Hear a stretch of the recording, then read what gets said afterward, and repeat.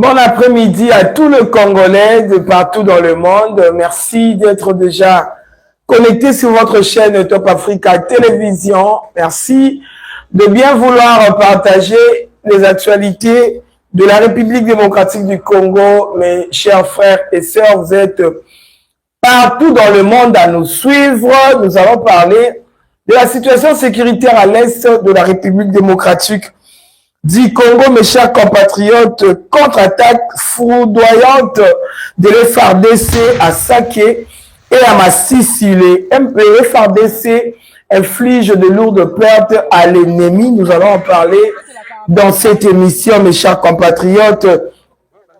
L'officier de l'FARDC, le colonel Shadrach Paloukou, l'homme qui a trahi, qui a aidé à faire tomber Massissi centre, et a bien et bien rejoint officiellement le M23 avec 117 personnes ou 117 militaires. Nous allons aussi en parler dans cette émission.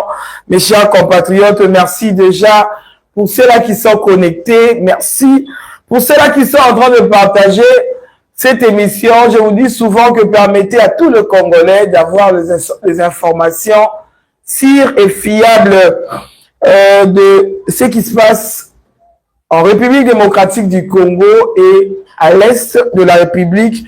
En particulier, mes chers compatriotes, vous êtes nombreux. Commencez d'abord par liker cette vidéo, liker plus de likes. Donc, j'aime voilà et qu'on permettre la vidéo à la vraiment sécuriser, liker. Mes chers compatriotes, nous allons vous donner les informations de l'Est de la République. Pour ceux qui sont tout le temps connectés chez nous, vous allez comprendre que j'avais parlé de cette situation. Quand Massissi centre est tombé, na sengaki na bandeko nyonso bazolanda biso to se poser question oyo. Qui sont ceux-là qui ont trahi pour faire tomber Massissi centre? Qui sont ces officiers-là? Parce que la première fois aussi, à Limbogo, c'était comme ça. Après plusieurs enquêtes, 91 officiers traîtres Babimaki. Après cet échec de Massissi centre, j'ai fait mes analyses, j'avais déjà compris que tellement FARDC et Zalaka, infiltration, mais si je savais seulement que il n'y a pas eu d'erreur. Donc, il y a vraiment un sale jet qui s'est passé. Et ça dit que la munition en est comme en retard. Nous allons en parler dans cette émission. Pour ceux-là qui sont connectés, chaque jour, le savent très bien, mes chers compatriotes, la vérité est si ébimi. La vérité est si ébimi. Lui, il a pris la fuite, il n'a pas voulu qu'on l'attrape, ne l'attrape pas qu'il est 91 officiers. Mais il n'est pas parti seul. Mes chers compatriotes, il est parti avec 117 militaires de l'FARDC. Je me pose encore cette question. Posons-nous cette question, mes chers compatriotes. Binonion Soboza connectés en ce moment. Partagez déjà cette émission. Les 117 militaires de FARDC sont-ils de Congolais? Sont-ils de militaires congolais? Ou alors ce sont seulement ceux-là qui sont ici de brassage et mixage? Mes chers compatriotes,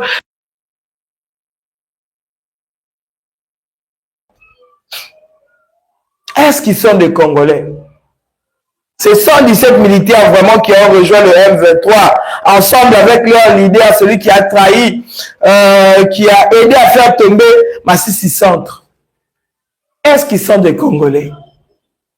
Voilà la question que nous nous posons. Nous allons en parler aujourd'hui vraiment en long et en large dans ces nouveaux numéros. Moi, c'est la vôtre, Jimmy Chibangu. Écrivez-moi directement au plus 243 81 79 52 164. Mes chers compatriotes, je recommence pour la Bandeko Bazako Koma, c'est le plus 243 81 79 52 164. Ce numéro est aussi sur WhatsApp.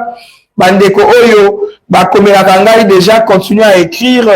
On peut avoir l'information, surtout nos frères et sœurs qui sont à l'est de la République. Merci pour notre information fiable. Bandeko Nanga Est, au bazar sur place, au Babelakanga pour leur sa information. Merci beaucoup à vous. À tous les Congolais partout dans le monde, nos frères et sœurs de la diaspora, merci de nous soutenir, merci de nous écrire directement à ces numéros que je viens de donner. Eh bien, le FARDC, mes chers compatriotes, c'est qui m'a beau côté. Après cet échec, parce qu'il le faut que tout le monde ait en vérité, malgré tout ce qui se passe, il faut qu'on se dise la vérité. Ça a été vraiment une surprise pour nous. Bien que Ezaki échec, Ezaki vraiment surprise pour la Bissonio, pour la FARDC. Voir Massissi Centre tomber. Voir Katale tomber. Pendant que le FARDC, tu es très bien, Bazaki Teke, Bakrozaki Maboko, pendant toute cette période de fête, nos vaillants combattants, le FARDC et le Wazalendo, Bazalaki Kaka, dans toutes les lignes de front, qu'on se comportait très bien. Ils étaient en train de combattre dans toutes les lignes de front. Pendant cette période de fête, Bafeta quitté Bazalika Rogunda. Nous étions là en train de vous montrer des images, de vous montrer, de vous apporter les nouvelles de ce qui se passait là-bas, dans toutes les lignes de front, à Rutshuru, à Massissi, en Ituri, partout. À Kanyabayonga, Tozaki wa doit relaxer Sabino, ce qui s'est passé. Exactement, information, on était tout le temps en train de vous montrer ce qui s'est passé. Ben, il fallait ma croisée qui m'a beau côté. Ils étaient en train de récupérer des cités et des villages. À notre grande surprise, mes chers compatriotes, de l'amour qui n'a tongo moko, Massissi Centre est tombé. Nous étions étonnés parce que à la ligne où le FARDC était en train de marcher, le FARDC avec leur coalition avec les Wazalendo, Massissi Centre ne pouvait pas tomber comme ça. Massissi Centre ne pouvait pas écouer à Kakaboyi. De Vandika Massissi Centre est tombé. Non. Comment est-ce que FARDC se comportait dans le terrain? Dans la ligne de front. À notre grande surprise, Massissi Centre est tombé, Katale est tombé. Nos FARDC n'ont pas croisé les bras. Ils ont continué. Parce que Bandeko, chaque jour, que guerre aux arts médiatiques, la façon dont on a rapporté nouvelle Oyo, il y a Massissi Centre, échec à Massissi Centre, on a Katale, quand Massissi Centre, Massissi Mobimande Tombaki. Quand Massissi Mobimande Tombaki, or que c'était que Massissi Centre et Katale.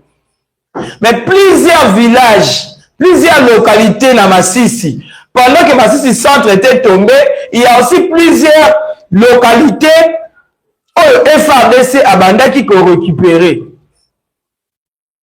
Mais l'ennemi, tellement que l'ennemi connaît très bien le travail du côté des médias, à travailler côté médias comme pas possible.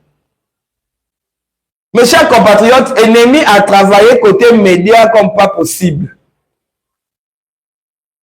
Et là, par exemple à Mouké, dans l'autre ça, compétition dans le Salama. Chaque équipe, basant à 10 compétiteurs, 10 compétiteurs. Il y a boxe, il y a karaté, il y a catch. Bitumbezo kende. Équipe Nabino, par exemple, équipe Nabiso FARDC, à perdre Kaka Deux compétiteurs qui vont perdre match. Mais tous les autres vont gagner. Mais je vous dis, façon Ngambu, il y a adversaire va sepeli, va pandi sangue, il y a deux compétiteurs, voilà, on reconnaît bah on va dire qu'il stade deux, to va dire qu'il ring, te va dire match voilà te, bah et biga ke FARDC to équipe en de ba poli. Or par contre, il y a deux compétiteurs. Après on a payé, FARDC a continué. Qu'on récupérer le terrain. Parce que le travail que les FARDC et les Ouazalais sont en train de faire en ce moment, c'est de récupérer des cités, de récupérer des villages, et des cités. Ils ont travaillé ça ces derniers temps. Et puis ça avance très bien. Ça avance très bien. Non, c'est la bande de réunion, c'est travail noble. Bah, l'obélara plus aussi, bah, exploit à FARDC. Chaque jour, parler des exploits de FARDC pour permettre à tous les Congolais, bah, qu'est-ce qui se passe dans toutes les lignes de front. Bah, comment ça évolue du côté de Massissi, comment ça évolue du côté de Katale, comment ça évolue du côté de Rutshuru, de Kanyabayonga, de Lubero, que les gens sachent comment ça évolue.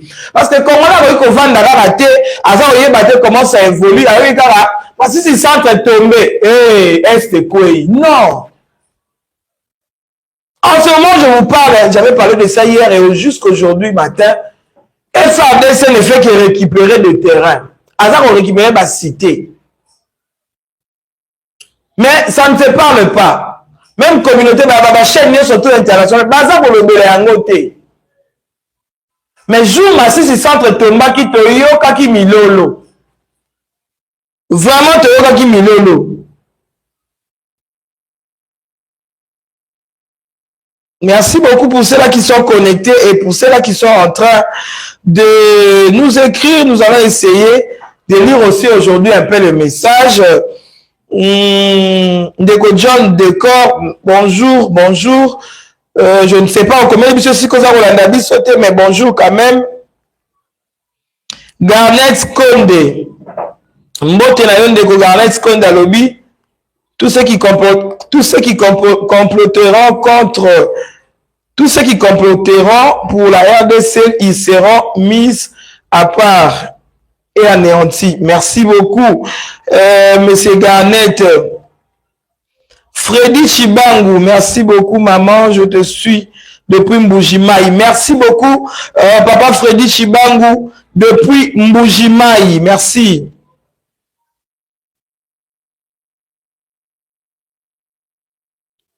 Depuis Angola, Ndeko, Anaclète, merci beaucoup, Ndeko. Nous allons suivre depuis l'Angola.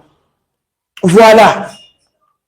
Mes chers compatriotes, il faut qu'on soyez baka. Qu'est-ce qui se passe? Avoir information très bien, Ndeko. Nous sommes connectés. Partagez, s'il vous plaît, partagez. Partagez. Nous allons parler aussi de cet officier qui a permis qui shit ya Massissi centre. Donc bandeko ba yeba pourtant on a posé une question clairement j'avais bien dit que ce n'est pas normal que Massissi centre ekweya tant alimbo ekweya qui avant ils allaient récupérer par FARDC to lobela ki ango. Bah, service à renseignement, bah, ça qui moussa, la banquette et la qui. Nous avons retrouvé les coupables. Nous avons pu retrouver les coupables. Partagez, mes chers compatriotes. Tous les sera officiers au traître. Nous allons parler de cette infiltration. Ils vont faire subir plusieurs pertes pendant que tout ça pas à chaque fois dans front, dans toutes les lignes de front. Partagez, appelez les amis, appelez nos frères et sœurs. Qu'est-ce qui se passe? En ce moment, je vous parle. Kamatale, Ils ont récupéré toujours dans Massissi. Bandeko Belé Bazara a figé dans Massissi centre. Il y a une forte, je vous dis, contre-attaque en ce moment je vous parle. Bientôt, ça va récupérer Massissi centre. Massissi centre, vous allez récupérer, mes chers compatriotes. Pour la minute, nous avons Sabino Kamata les a récupérés, Kazaki récupéré, Kabingo récupéré, Louisi récupéré, pardon, Luanga aussi récupéré. Toujours dans les Massissi centre. Et pardon, dans les Massissi. Ils avancent déjà, les FADC avancent vers Massissi centre. Le FADC avance vers Massissi centre parce que nous avons compris, et le FADC a compris qui les avait trahis. Cette nuit, Nabutu et Lelo, les M23 ont essayé d'attaquer Sake. M23 a Meka qui a attaqué Sake. Alinga qui peut, le roi Sola qui exploite Naye, na Massissi centre. Il pensait que FADC a croisé qui Maboko, Azar Ozela été, il a vraiment subi des grandes pertes du côté de Sake. Nazar Ozela, bah image comme elle a, tous ceux qui auront besoin des images dans la routine de la Bible comme mon message, nous partager, mes chers compatriotes, c'est direct. Ils ont essayé d'attaquer Sake, oh, bah, Koutani Nango, et ça, quand ils ont qui Massissi centre, mes chers compatriotes. Bah, Koutani na FADC, na Kanda ya Massissi centre. Plusieurs corps, je vous dis, il y a un 23 par terre. Plusieurs corps, il y a un 23 dans ma belle par terre. Tu vois, ça qui bango, bibembe la bango, que ça va fumier. Torolo nandunda na ma belle, oh, je vous dis, ma belle, obimisa ndunda na bibembe la M23, bibembe la armée rwandaise. Et kobimisa ndunda. Partagez, mes chers compatriotes. Partagez. Likez, protégez. Protégez vraiment, to protéger vidéo na biso. Pour nous saler ennemi à comme ko sala yangwana. Ma chaîne baza ko bimisa vérité. Il y a oza ko leka na est. Baza ko luka ko traquer yango. Donc partagez, abonnez-vous, tous à la ébélé, tous à la masse, tous en direct, partagez, tous à la ébélé en direct.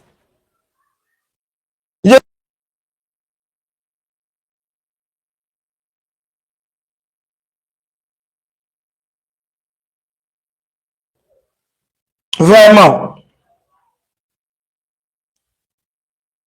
Partagez, mes chers compatriotes. On me signale que le son, il y avait un problème technique, mais ça va déjà. Écrivez-nous pour la bande de code de Bazar connecté pour savoir si le son est bon. Il y a quelqu'un qui a appelé ici au plateau pour dire que le son n'était pas bon. Si le son est bon, bande de code, mabo réagir. Peu que le son, et ça, madame, que vous avez capté biso correctement. Et je vous signale que le général Pacifique Massunzu a pris les commandements. Il y a zone de défense, voilà. Juzuka Yanga, merci beaucoup. Il nous dit que maintenant c'est bon.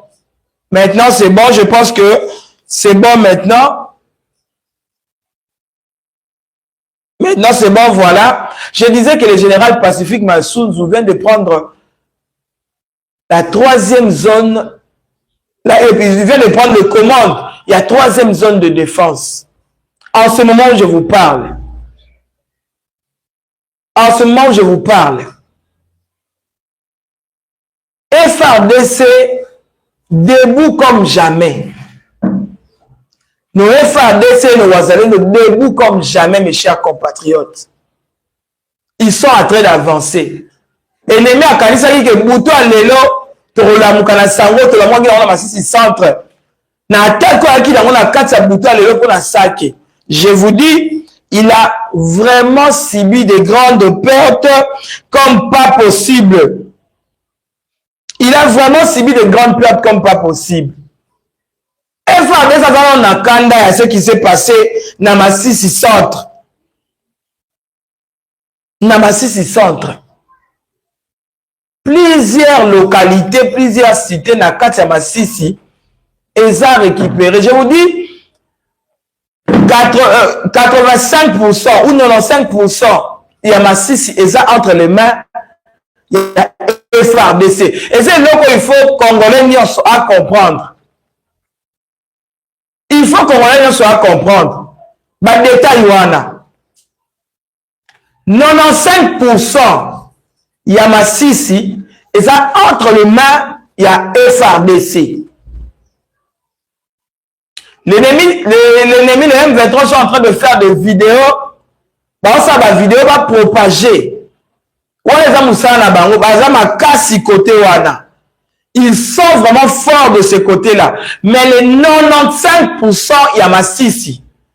Et ça, entre les mains, il y a FARDC. Lubero, FARDC. Donc, dans Masisi, M23 Azakaka na 5%. Et puis les 5% des places d'affrontement en ce moment où je vous parle. Des places FARDC à Tchemayeli. Avec le soutien de Dieu, peut-être, à titre comme à l'obité de Okuna, Masisi Centre vous a récupéré. Mangungu nyo soale toza koyo kawana baza koganga et kozanango vraiment les sous na efficacité. Merci beaucoup pour ceux-là qui sont en train d'écrire.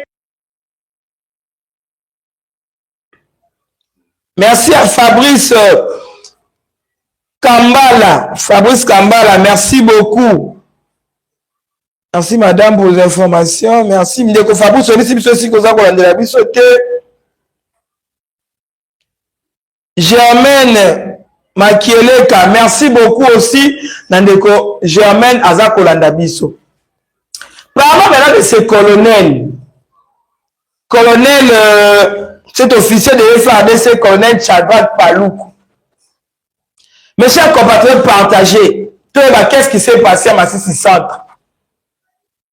Après ces 2 jours de combat dans Masisi Centre, 3e jour, il fallait que les FARDC et les Wazalendo bazaki dans Masisi Centre, base à la ravitailler, base à la ravitailler na ba munitions.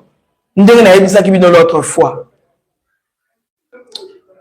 Commandement Pepe Sami que ba ravitailler bango.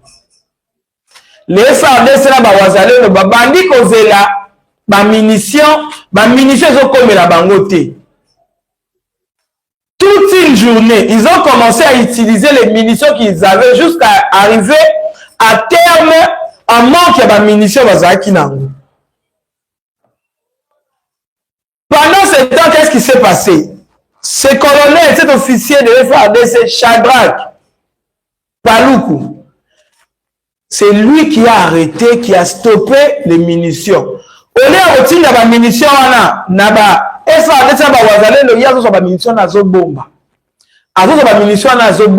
il préparait son coup. Tellement qu'il travaille depuis longtemps, il travaille avec les M23, mais au sein de l'FARDC,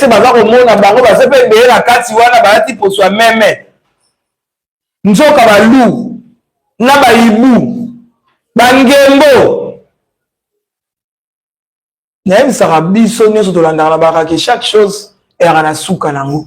Malgré Masisi Centre tombaki mezaki pe souka na ye.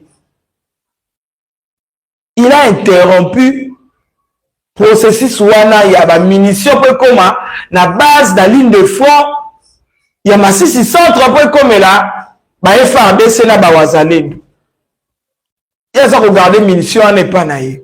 Aza regardé munitions ana attaquer ye no FARDC na Wazalendo ne pouvaient plus combattre. Ils étaient obligés de déplacer, de reculer, babundité.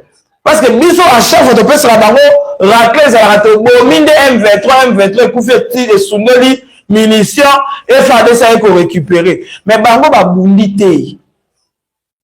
Le FARDC, le Wazalendo, ils étaient obligés de reculer.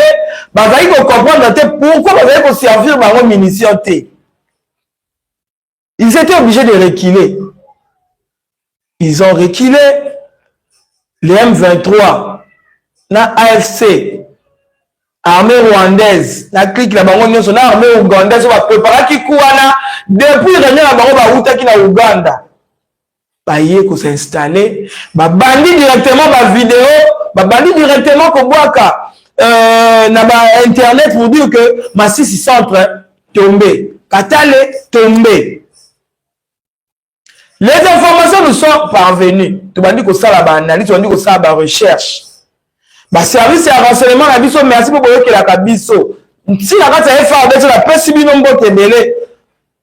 Et si ka bozali, musale bandi ko salama. Tant musale bandi ko salama. Le colonel Shadrach a pris la fuite parce qu'il savait très bien que bandingi bakanga eka kamemo bakanga ki Général Kabound, na 91 autres officiers bakangaki bango na yango na dossier à Limbo. Il a pris la fuite. Il n'est pas parti seul. Il est parti avec les munitions. Partagez cette actualité, mes chers compatriotes. Cet officier n'est pas parti seul. Il est parti avec les munitions volées aux Ezaki destinées na FARDC, na Wazalendo na Masisi centre. Il est aussi parti. Donc, les munitions, il est parti avec les armes. Nous sommes qui destinés jour wana. Na combat, na attaque, aux Koleka. Il y a 3 jours, parce que c'est le 3e jour de Masisi Tombaki. Masisi centre Tombaki. Les armes. Il est parti avec, il est parti aussi avec 117 militaires, 117 hommes, mes chers compatriotes, à Kena Bango. Merci pour ceux-là qui sont en train de nous écrire, partagez, partagez. Plus de j'aime. Bon, aimez pour protéger vidéo Nabiso. Cet officier est parti avec 117 hommes et il a des armes. Il a des munitions à Kenango. Voilà la question qu'on a posée que Masisi centre il doit y avoir un traître. Il doit y avoir un coup monté. Il fallait Kolandela. Babandi Kolandela, il a pris la fuite. La question que je me pose aujourd'hui, pour Andekotome Sana, les 117 militaires qui sont partis avec ce colonel Shadrach Paloukou, avec ce colonel Shadrach Paloukou, sont-ils de Congolais? Pour baser belé, hein? 117 militaires, 117 hommes. Baké M23. Baké qu'on rejoindre M23. Tout est koloba awa que M23 bazaki en manque d'hommes. Bazaki sous na batute. Ba ute koloka renfort na Uganda. Qui est koto à Salikou a mis 117 hommes à qui qu'on rejoindre M23. Donc il a juste regagné son équipe parce que nous allons comprendre que le colonel Shadrach Paloukou, bien qu'il était au sein de l'FARDC, il travaillait en connivence avec les M23. Il travaillait en connivence avec les M23. Le coup, Yamasisi centre s'était préparé. J'ai compris que c'était Simba, il faut au même abattre parce que Biso Awa, tout ça en manque d'hommes, tout ça effectivement ça a diminué.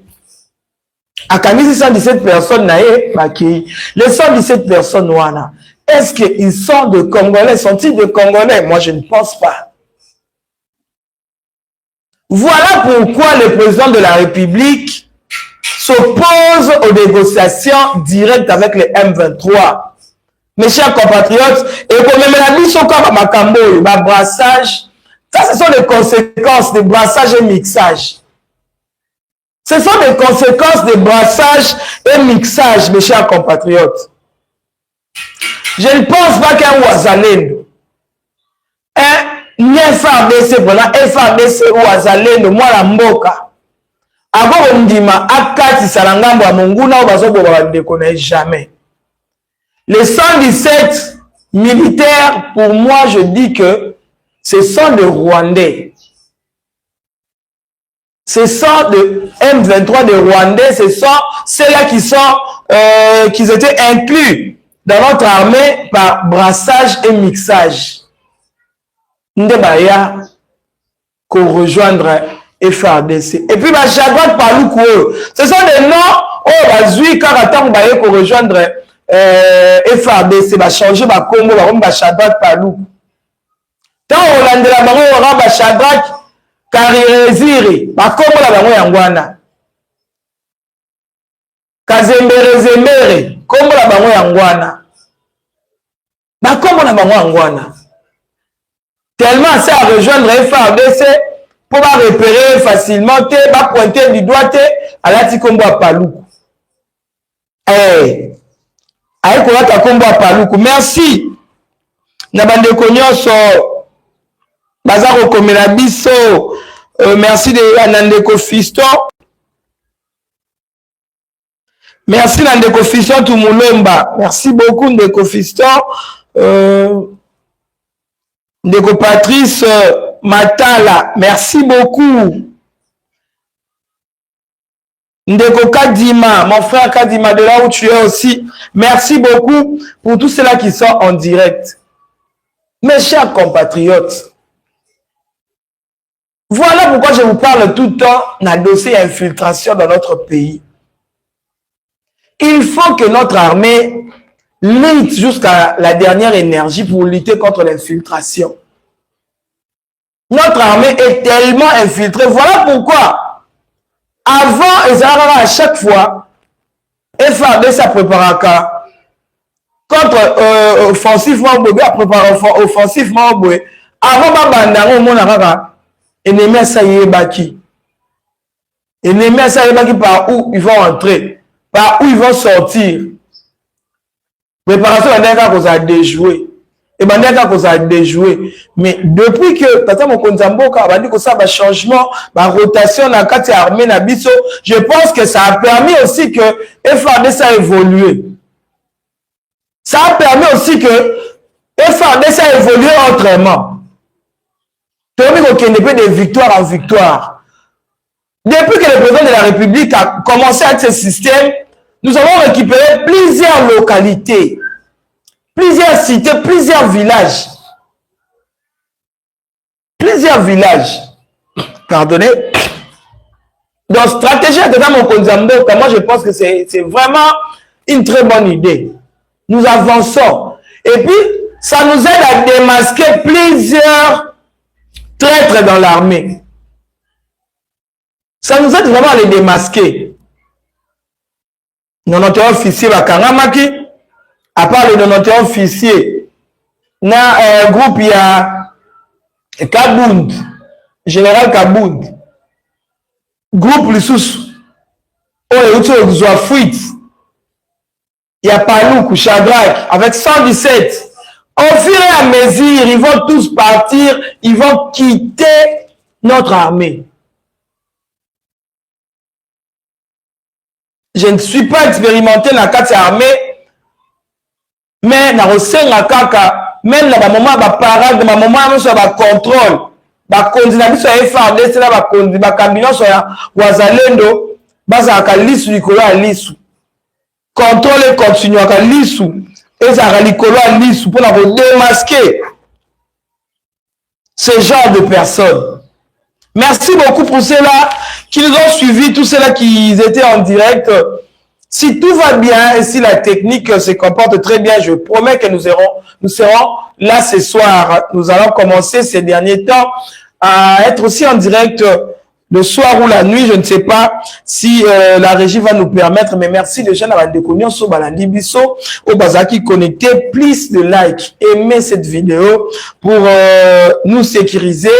Écrivez-nous, Bobi Sarabiso, place ni Boza Kolanda Biso, et puis, Ndekosi Koza Kolanda, Tindela Baninga lien, va se connecter, va sur actualité à Mboka, qu'est-ce qui s'est passé, Nan Inde traître, Beta li solo, Beta Bandeko Moussou li solo, va connecter, Moutou à quoi est-ce qui m'a si centre, colonel Shadrach, il y a Rwandais dans la M23, ayaki na kati ya amena biso na brassage ba repérer ya kimia memi ça beta li solo tambusa partager kotika la raté mes chers compatriotes ba chaîne au bazar en collaboration na ennemi M23 basa musala koleka biso partager cette émission massivement mais chaque fois que tu resalaka connecté bokotaka et belé merci beaucoup écrivez-nous au plus 243 81 79 52